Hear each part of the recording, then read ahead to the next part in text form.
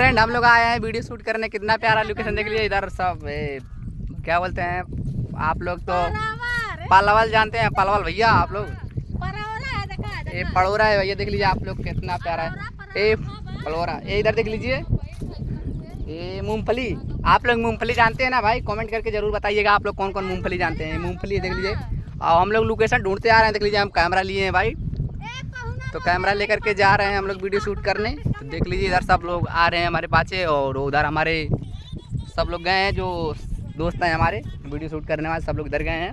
हम लोग आ गए हैं ना यहाँ क्या बोलते हैं करमनी घाट पे, तो वीडियो शूट करने आ गए हैं हम लोग जा रहे हैं भाई वीडियो शूट करने। तो हम देख लीजिए हमारे डांसर बाबू हैं,